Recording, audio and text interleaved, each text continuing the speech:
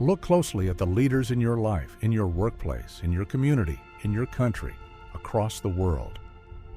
Now ask yourself, are these the wisest among us, or simply the ones most willing to do whatever it takes? Deep down, you've felt it, that tightening in your chest when a decision is made that defies logic, morality, or even basic sense, and yet everyone nods along. You think, how did this person get here? And the truth you already suspect is this: history is not a story of the wise guiding the foolish. It is the story of the foolish, the cunning, and the ruthless being handed power, generation after generation, while the wise stand aside. If you think that's only about bad politics, you haven't met the terrifying idea that suggests this is programmed into the very nature of human society. Part 1. Bonhoeffer's Warning. Dietrich Bonhoeffer lived through the moral collapse of Nazi Germany. He wasn't just watching politicians betray values. He saw ordinary citizens embrace ideas and leaders that would destroy their own future. His conclusion was as unsettling as it was brilliant. Stupidity is more dangerous than malice. A malicious person is at least tethered to reality. They understand what they're doing. You can predict and sometimes counter their moves. But a stupid person? Their actions are chaotic. Their beliefs are immune to reason.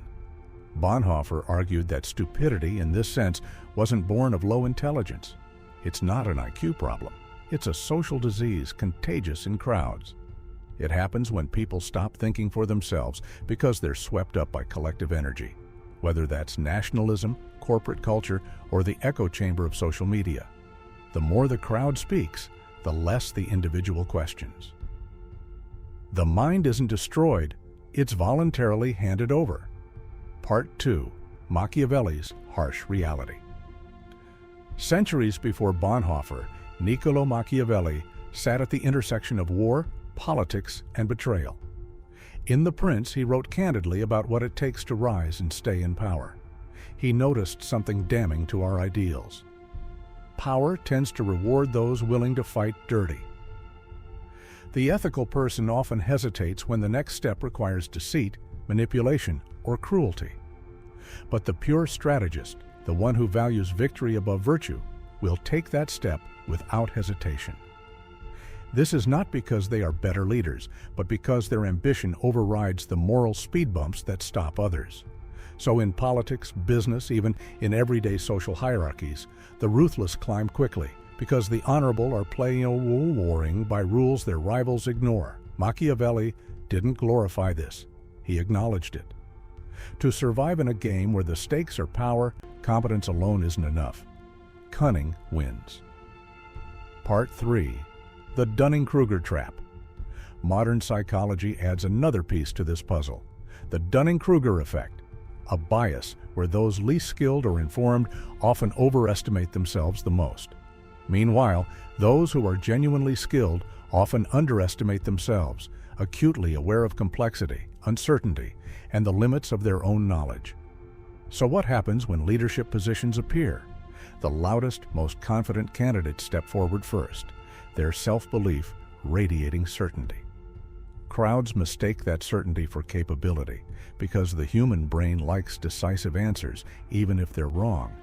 By contrast, the truly competent leaders hesitate, worrying they might not be ready. And by the time they decide to act, someone else, less capable but more confident, is already in the seat.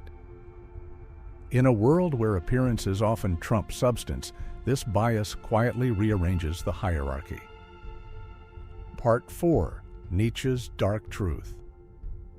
Nietzsche saw this game long before psychology put a name to it. He dissected the human fondness for admiring strength over goodness.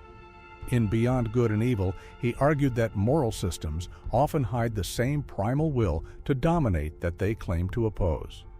And more disturbingly, people tend to admire leaders who break rules, even when those rules serve their own protection. The reasoning is primal. In a chaotic, unpredictable world, we instinctively gravitate to the figure who refuses to be bound, the one who seems able to bend reality itself. Corruption, arrogance, cruelty, these are forgiven, even celebrated, if they are packaged inside relentless confidence and willpower. For many, the defiant leader feels safer than the principled one. Safety is confused with control, and control is confused with truth. Part 5. Plato's Democracy Paradox. 2,000 years earlier, Plato saw the same outcome hiding in the heart of democracy itself. In the Republic, he described how democracies, intended to give every citizen a voice, can decay into tyranny. Here's how. When every opinion carries equal weight, the battle for influence is decided by emotion, not logic. Those who can stir fear, flatter desire, and tell people exactly what they want to hear will beat those offering difficult truths. Citizens think they are choosing freedom. In reality, they are simply choosing the most skilled manipulator. And over time, the manipulator becomes a ruler, while freedom becomes an illusion draped in polite words. Part 6. The pattern that never breaks. Combine them. Crowds amplify stupidity, Bonhoeffer. Power rewards ruthlessness, Machiavelli. Overconfidence beats competence, Dunning-Kruger. We worship boldness, not morality, Nietzsche. Democracy can seduce itself into tyranny, Plato. We aren't dealing with isolated flaws. We're dealing with an interlocking system, a self-perpetuating loop that keeps bad leaders rising. And the most uncomfortable twist, it isn't just them, it's us. We give them the microphone. We magnify their voices. We click their sound bites. We share their slogans. Because certainty feels safe, and safe feels right, even if it isn't. Part 7. Stories we'd rather forget. Rome's republic fell not because its wisest failed suddenly, but because its people accepted emperors who promised peace after chaos and traded freedom for spectacle. The chaos returned, bigger and bloodier. Corporations have crowned visionary CEOs who could sell grand futures to investors with sparkling charisma. Years later, workers watch everything collapse under reckless, ego-driven decisions that ignored reality. In personal life, how many times have we joined a project, trusted a friend, or followed a mentor because they seemed certain, only to see how wrong they were? We stayed, we trusted, because believing felt better than facing the doubt. Part E and 8. Why we can't stop doing this. And here lies the truth you won't want to hear. We may not be able to stop this at scale. The human craving for belonging, for certainty, for simple answers. It runs in our DNA. We are built to seek clarity, even when clarity is an illusion. You can teach millions about these traps, but when the choice comes, they will follow the confident storyteller into the storm before they follow the hesitant truth-teller towards safety. Part 9.